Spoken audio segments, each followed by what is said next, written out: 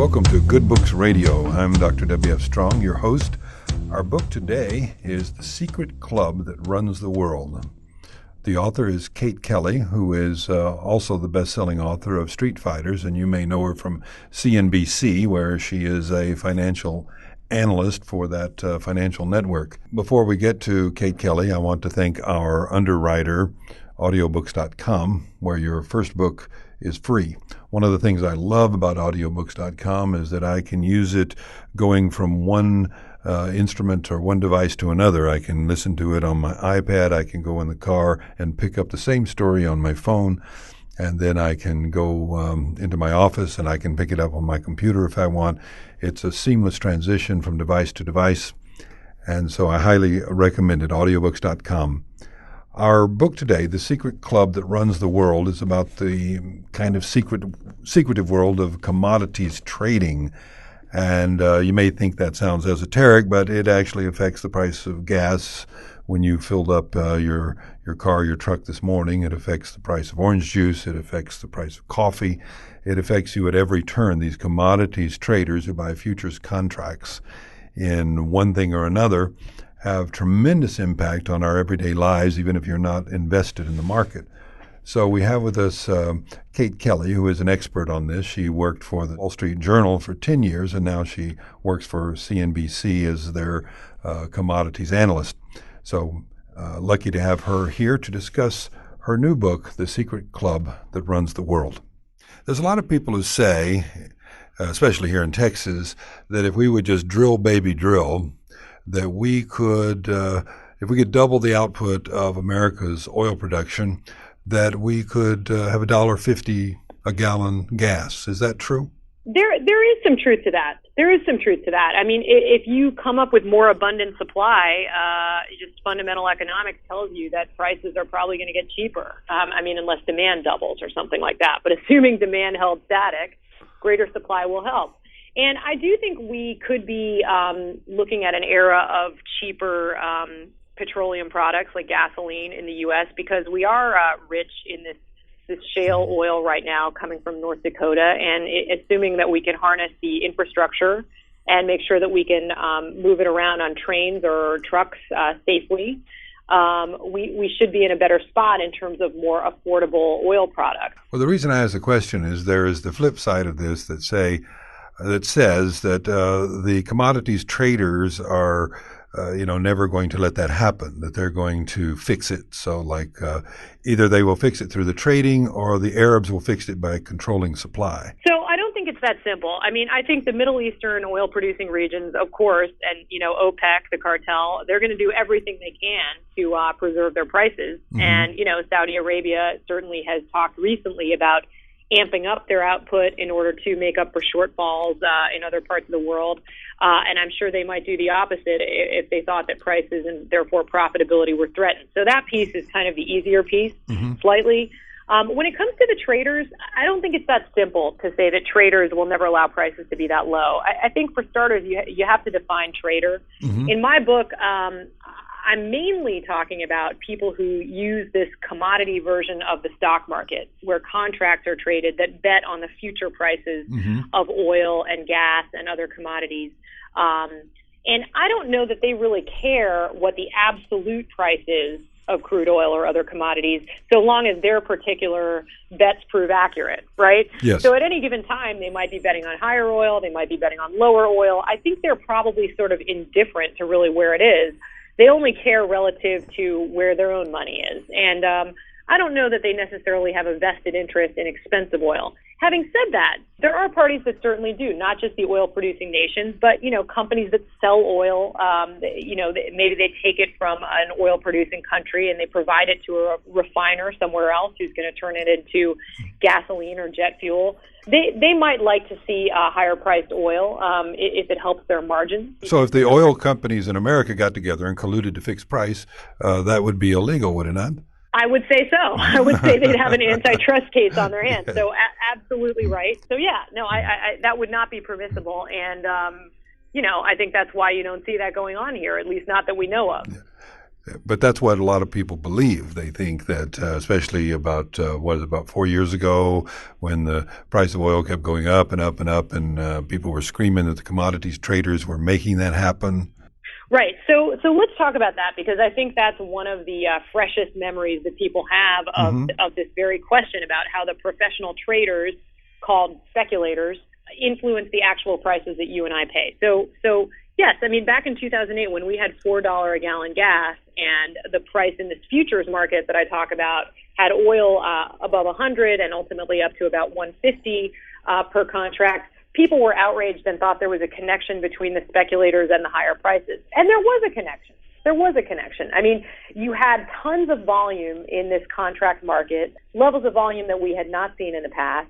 You had people that were sort of biased toward higher prices because of the nature of the trading that they were doing, and lots of them. And it's just a maxim that if you have a lot of people that are bullish on a market, all at the same time with trades going on in the market, prices are going to go higher. So I think there absolutely was a connection. That said, I don't know that there was any sort of intentional attempt to jack up prices on consumers. I think that's just what happened. Mm-hmm. And I think that's one of the problems with this commodity trading community. I don't think they necessarily care one way or another if prices are high or low. They're totally amoral capitalists in most cases that I discovered. Mm-hmm. And if you believe in capitalism, you're perfectly okay with it. But at the same time, we all have budgets to think about. And when the basic goods that we need become awfully expensive, it puts us in a fix. I mean, another example of this would be the price of wheat in Egypt. Some people believe that skyrocketing prices for wheat back in 2011, which is a third of the average Egyptian's diet, and food overall is a third of the average Egyptian's budget, caused the Arab Spring to take off in that particular country. So, these are very real questions and problems, and there is a very real debate going on about whether or not we should rein in this speculation. And I think at least the majority view in Washington as of a few years ago was that, yes, they should be reined in, and yet they haven't been, because the legislative provision that mandated caps on the size of some of these trades as a direct result of what happened in 2008 with gas prices and oil prices and so on, has been waylaid at every turn. The CFTC has made at least 3 attempts to pass those provisions. Mm-hmm. A federal judge in Washington threw out their attempt in 2012. They had to rewrite it last year. They're still holding hearings on it. It's just like everything else in Washington or in Congress. There's a lot of polarization about what should be done. Well, you can't really have a free market if you put in those sorts of controls, can you? You can't. So the question becomes, do we want a free market? Mm-hmm. Whether or not that means higher prices for you and me in terms of gasoline and food and so on. And by the way, food prices are way up this year. Coffee is up 55% in the futures market last I checked, and you're seeing retailers like Smucker start to raise coffee prices as a result, almost 10%. Are we willing to put up with all that because we're free market believers, or do we think there has to be a limit upon what consumers should have to spend for basic things like fuel? And if we believe the latter, we're going to have to compromise on our free marketeer beliefs. Well, controls never really work, do they? I mean, is there any time in history where controls actually controlled price, except in an artificial way, and caused other problems that were unexpected? You know what? I must say I don't feel well enough informed to answer that question, but I think in this case, whether or not these limits on the size of speculative trades would help even out price swings, I think it's possible. Mm-hmm. I think we don't know for sure because really this program hasn't been implemented. The CFTC, which is the regulator here, has imposed certain limits on certain markets, but not in this broad way. I do think that if the amount of the size that individuals could make in terms of their market bets were lower, you might see less volatility. I do think that's possible, but I certainly couldn't substantiate that until I saw more data. Well, years ago, there was Nigeria had a cap on its gasoline prices. They said, okay, mm-hmm. You can't charge more than, believe it or not, a nickel a gallon for gas in Nigeria, right? Mm-hmm. And but guess what? Next door in Niger, they had it was more like 75 cents or $1, and so it created mm-hmm. this huge black market where people were bootlegging gas across the border because they could get 4 times the amount for it or more on the black market. Right, and now the solution they have in Nigeria is gas subsidies, right? So anytime you try to artificially create barriers to a market's natural tendencies, it has unexpected consequences. Sure, and people in the commodity trading market have other options, right? I mean, they could do their trading offshore, which, by the way, a lot of people already do. I mean, in the aftermath of the financial crisis, a lot of the American banks and a lot of the hedge fund activity that went on kind of migrated over to Europe or even to Asia.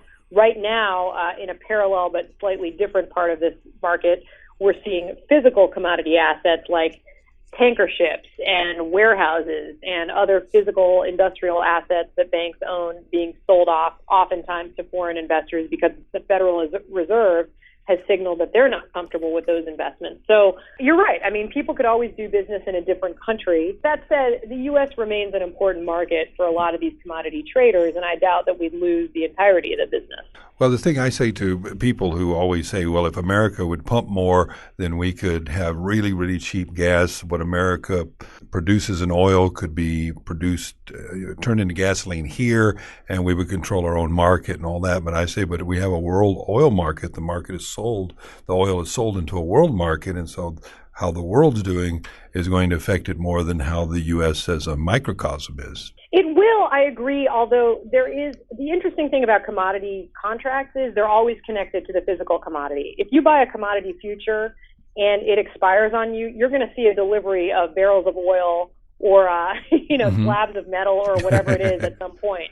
And there are some funny stories that commodity traders will tell you about people who were sort of novices at it, didn't realize that was going to happen to them until they got a phone call saying such and such charter ship is here with your crude oil delivery. Oh, so, what? That's right. I mean, when you buy a single crude oil future, you're actually buying economic exposure to 1,000 barrels of physical oil. Mm-hmm. And if you let that future expire without renewing it, you're going to get an oil delivery at some point. Really? So, I didn't know that. I know, it's fascinating. And the reason I get into all of that is to say, to your point about competition from other countries and energy independence and pumping more oil in the U.S., there are physical realities to moving commodities around that do affect regional prices. So, for example, I was reading the New York Times.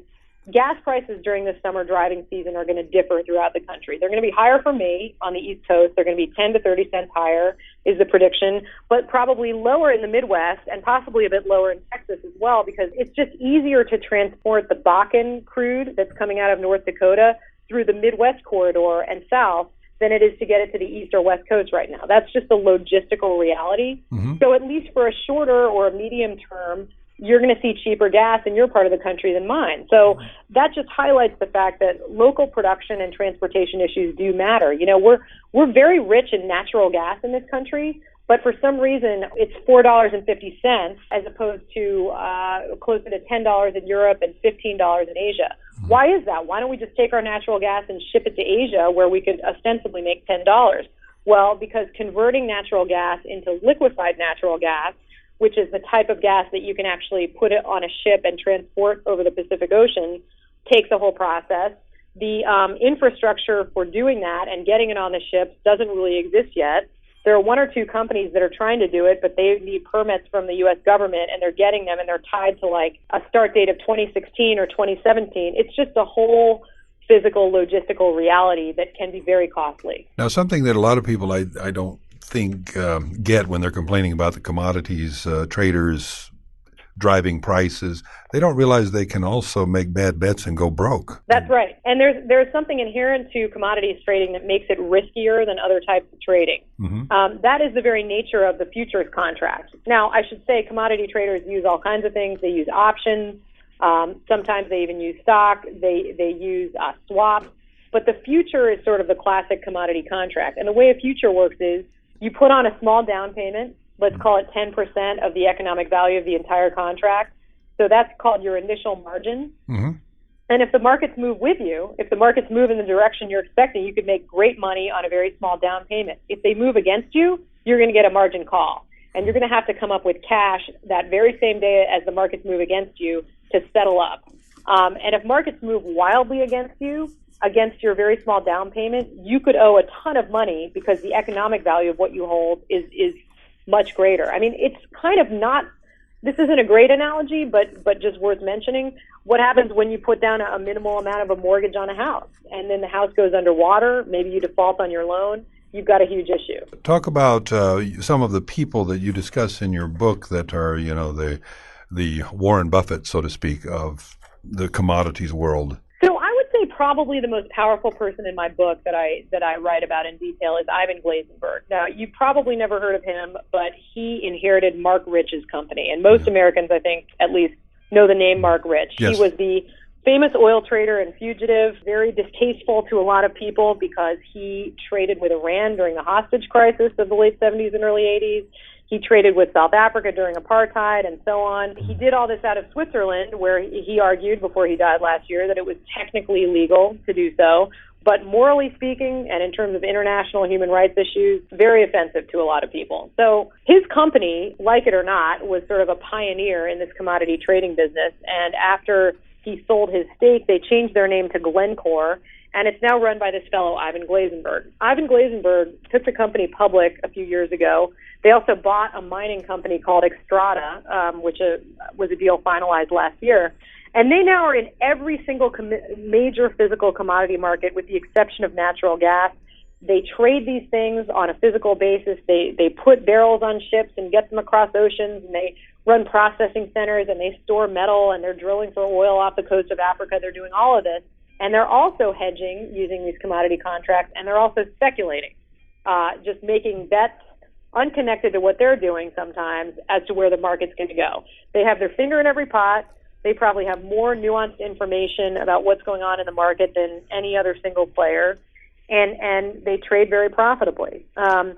He's a fascinating guy. He's one of these businessmen who definitely an amoral capitalist, I would have to say. I mean, Mark Rich is gone, and it's a new generation, but they continue to be dogged by questions about human rights in the countries where they're operating. There was a very damaging documentary about them a couple of years ago, put out by the BBC, that showed children working on their mining properties in the Democratic Republic of Congo.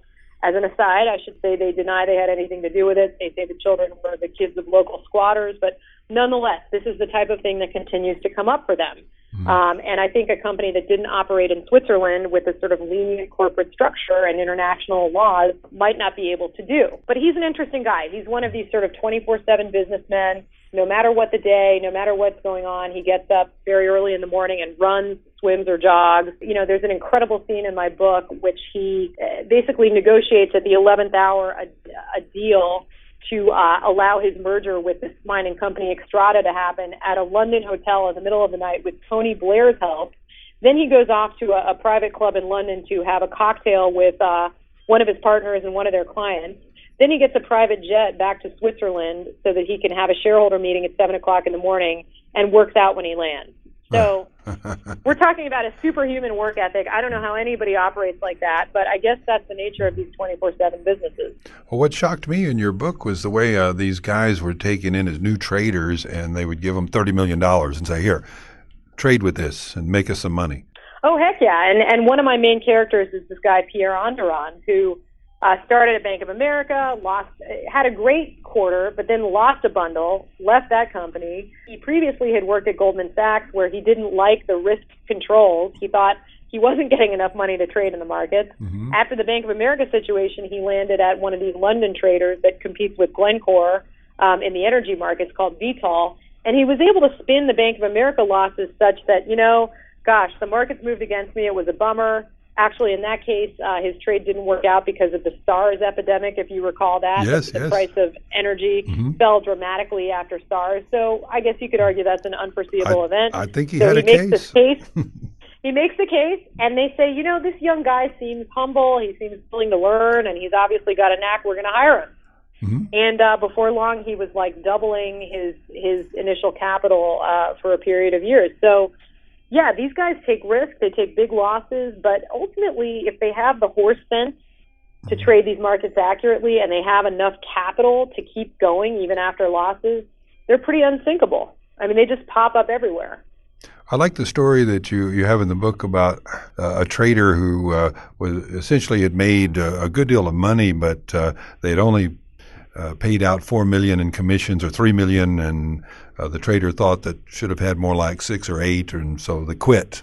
Oh, right. That was one of my that was one of my few female traders in the book, Jennifer Fan. So yeah, she basically made a commodity bet in the summer of 2005, I believe it was, that gasoline prices would I forget the details, but they would change in such a way that, maybe she would make $300,000 or something like that. It was essentially an end of the summer trade based on spec gas, which is designed to sustain the heat of the summer, and regular gas, which people would be switching from one to the other. And to make a long story short, Hurricane Katrina hit, and because of that, her bet in the markets took off amazingly, and she made like $3 million.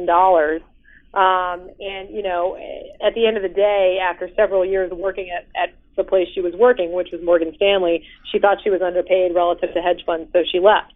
I mean, these guys, if they're good at what they do, they make a fortune. If you're at a hedge fund, you're making like 2% of the assets you manage is what you're charging just to run the shop, and 20% of the profits go to you before you share them with investors. So that's the model you're talking about. I mean, successful trader at a hedge fund might get, it varies, but anywhere from 10% to, at the better paying places, like 15, maybe even 20% of what they make that year. So that's a heck of a lot of money, and they're starting off with other people's money, and then they're making quite a bit on it. And that's only one part of the business. I mean, the guy I mentioned earlier, Mark Rich's successor, he's worth more than $10 billion. Billion with a B. Billion. On paper. Wow. So do you trade? Not at all. No. I'm a working journalist. I've been covering the markets for 15 years, and I would not be permitted to. I have my 401k.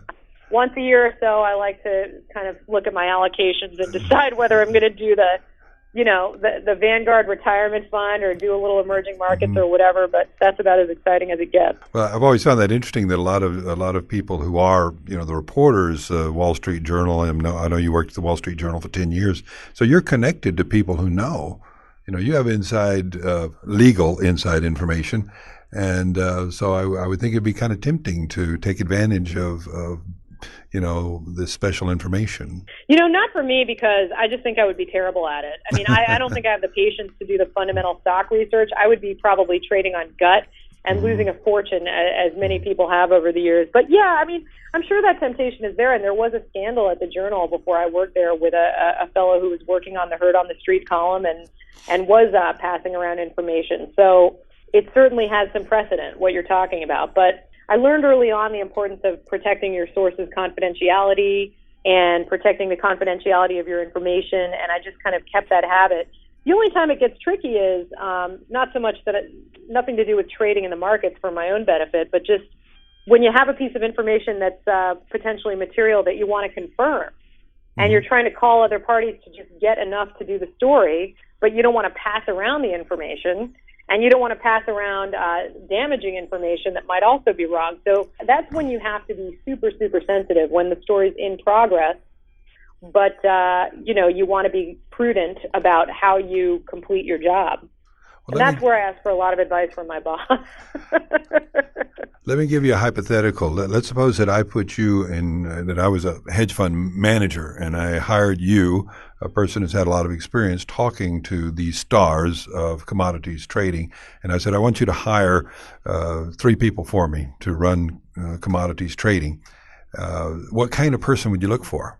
Well, I would say, on the one hand, you'd want some of these high flyers, as somebody like Pierre Onderon, who has an incredible track record, because you would hope to have that kind of score for your company. The thing is, though, they have to take tremendous risk in order to have tremendous upside. So I almost think, personally, I'm a conservative person by nature. I might look to somebody who maybe hasn't had quite as astonishing success, but is just well regarded as a risk manager, is going to make sure we don't lose our shirts, but is smart about the market. It's tough. I mean, I think commodity traders, they certainly, a lot of them do fundamental research, and they try to be very careful about what they're putting at stake. However, these are markets that can change on a dime. I mean, you and I have talked in this conversation about OPEC and Nigeria and Iran SARS. and South Africa, right? Exactly. I mean, it's a global economy with lots of unpredictable factors. So at any given time, a conflict in some oil-producing region could shoot oil prices way up.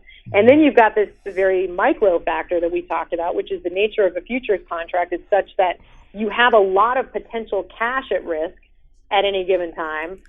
So you really have to have a big stomach for risk. And, I've done a number of interviews this week, and some people have asked me, should the average investor get into this? And I want to say, no way. I do say no way. I mean, I think if people are curious and they want a relatively low risk taste of it, maybe they want to buy a commodity ETF, which functions just like a share of stock. Right. Or maybe they want to get into a commodity index, although that's got its own set of complications, and that has a bit of a higher price bias. I notice actually people who promote the commodity index these days, including a guy that we had on TV last week to be interviewed by me, they're recommending it as a way to hedge your portfolio, because what commodities do, they may not always make money on the upside, but they're going to kind of diversify your exposure to a fall in the stock market, for instance. So it's just a tricky place to invest. It really is. I'll give you an example of something that happened to me about the black swan effect. Is that I had some money in Japanese futures about 2 months ago. And, because everybody said, okay, well, the Japanese market is bottomed and they're going to be doing some things to weaken the yen. And so everything's going to be looking better there. And so I get into that. And then guess what? Russia, invades in the Crimea, which causes the yen to strengthen, which hurts the futures market. And so there's, the black swan shows up and I'm on the wrong side of it. No, absolutely. So you never know. And speaking of Japan, obviously the tsunami and the Fukushima Daiichi nuclear meltdown of 2011 was the ultimate black swan. That Japan trade has been tough on a lot of people. At CNBC, I cover the hedge fund industry, and there's been a lot of dispute about that. Fortress Investment Group is one of the larger macro sort of global hedge funds, and they were very bullish, the Nikkei and the Japan trade, and they lost a bunch of money in the first quarter of this year, partly on that basis. Yes. But there were some real short-term benefits. I see why you might have been involved to begin with. It did work for a while, and some people think it still has legs, but there are a lot of longer-term bears. I'll mention a Texan named Kyle Bass, who manages money in Dallas. He's hugely bearish on Japan, has been for years, and thinks that Abenomics are going nowhere. So, that's been a real interesting area. Well, I tell you, it's been interesting for about a year and a half, because you've rarely seen, at least I have rarely seen something so clearly tied to another index. As the yen goes, so goes the futures market. So you just watch the yen and the futures will respond in that way. But the only problem is you don't know. You never know which way the yen's going to go. You never know the macroeconomics that are going to push it one way or the other. I thank you so much for coming on. One last question, though, just for the purpose of context, because I never did get to it. Commodities includes gold and oil and what else?